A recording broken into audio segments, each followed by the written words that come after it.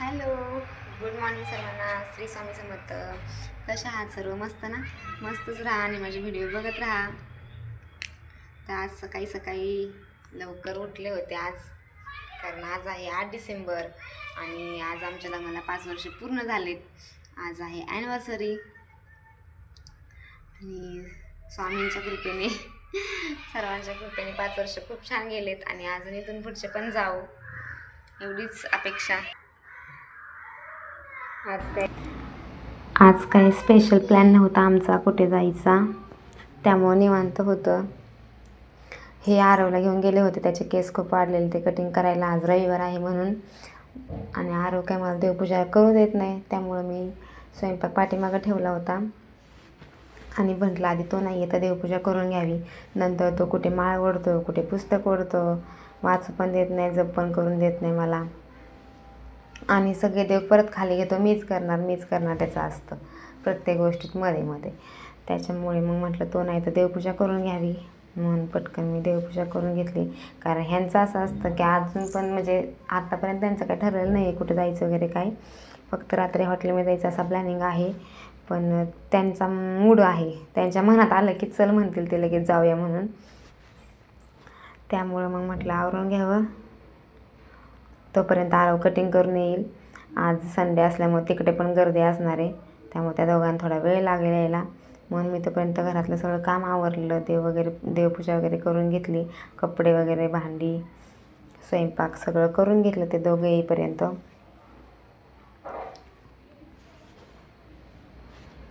ही माझ्या जावेची मुलगी आहे तनिष्का, आणि ती शेजारची स्वरा माहीतच आहे, ती माझ्या प्रत्येक व्हिडिओमध्ये असते कारण ती आरवसोबत खेळायला येत असते. दरवर्षी आमच्या ॲनिव्हर्सरीला आम्ही प्लॅनिंग करतो अगोदर कुठे बाहेर जायचं वगैरे, पण काही ना काहीतरी घोटाळे होतच असतात. त्यामुळे ह्यावेळी आम्ही काही प्लॅनिंग नाही केला. म्हटलं जाऊ दे आता यावर्षी घरीच करायची सेलिब्रेट. मी व्हिडिओ करत होती म्हणून त्या पोरी परत निघून गेल्या, कारण त्या शांत बसल्या होत्या. ही माझी रोजची नित्यपूजा.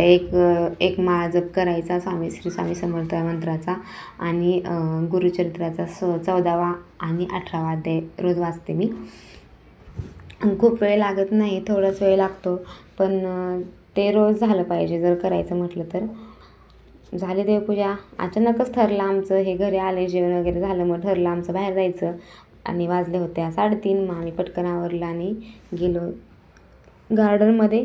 पुण्यातच आहे हे, जवळच आहे हे गार्डन, आणि तिथे लहान मुलांना खेळायसाठी पण आहे आणि फोटोसाठी पण खूप छान पॉईंट आहे.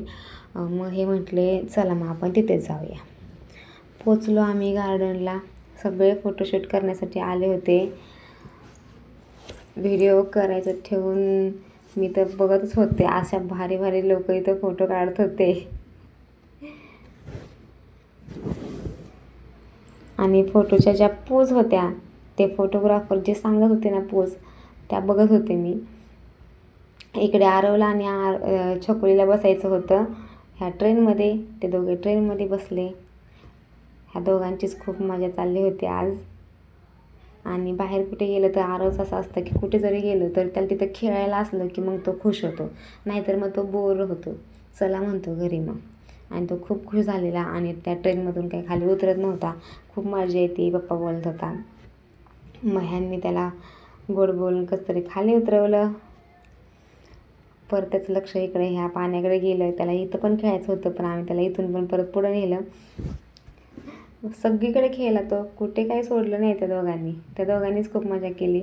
ॲनिव्हर्सरी आमच्या दोघांची होती, पण ह्या दोघांनी खूप एन्जॉय केला आज दिवसभर. खूप पटपट त्यांचं खेळून झालं, कारण की आम्हाला घरातून निघायलाच उशीर झाला होता आणि 5:30ला तर गार्डन बंद होतं. आणि तिथे आम्ही पोचलो होतो 4:30ला. 1 तासामध्ये मुलं खेळले थोडा वेळ तिथे. आणि फोटोचं सेक्शन आणि जे खेळायचं सेक्शन आहे ते थोडं लांब होतं. आणि जर फोटो काढत बसलो असतो तर मुलांना खेळायला मिळालं नसतं, म्हणून हे बोलले अगोदर मुलांना खेळायला घेऊन जाऊ आणि नंतर आपण फोटो काढू, नंतर पोरांचा मूड खराब होईल. मग आम्ही आधी मुलांना खेळायला घेऊन गेलो. ह्या दोघांनी खूप मजा केली दिवसभर. ह्यांचं खेळून वगैरे झाल्यानंतर मग आम्ही तिकडे गेलो फोटो काढायला. टायमिंग संपत होता, ते लोक बोलत होते बस करा, पण आरव काय तिथून बाहेर जात नव्हता आणि कोणच लोक पटकन गार्डनमधून बाहेर जात नव्हते. 5:30चं गार्डन 6:15 बंद होतं ते, कारण की खेळायला खूप होतं. ह्याच्या अगोदर गेलो होतो आम्ही तेव्हा इतकं काय नव्हतं खेळायला, पण आता खूप झालेलं आहे.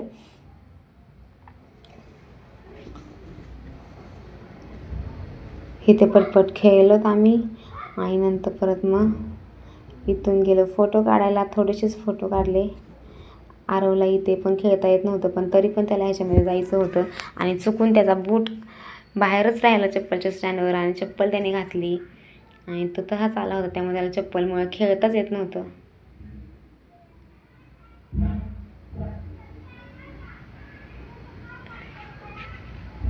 फोटोशूट वगैरे केला आम्ही थोडा तिथे आणि म्हटलं मग चला आता घरी जाऊया, कारण की उशीर झाला होता. फोटो काढायला खूपच छान पॉईंट आहे तिथला. खूप लोक होते फोटो काढायला. तिथून घरी आलो. ह्यांनी केक आणला होता. केकचं सरप्राईज मला माहिती नव्हतं. ह्यांनी सकाळीच केक ऑर्डर करून ठेवला होता. अरे माझाच बर्थडे आज. अरे राजू माझा बर्थडे आज.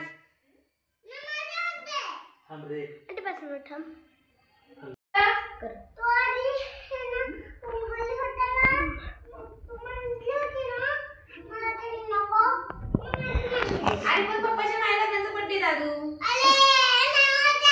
तुझा आहे का? बरं ठीक आहे, तूच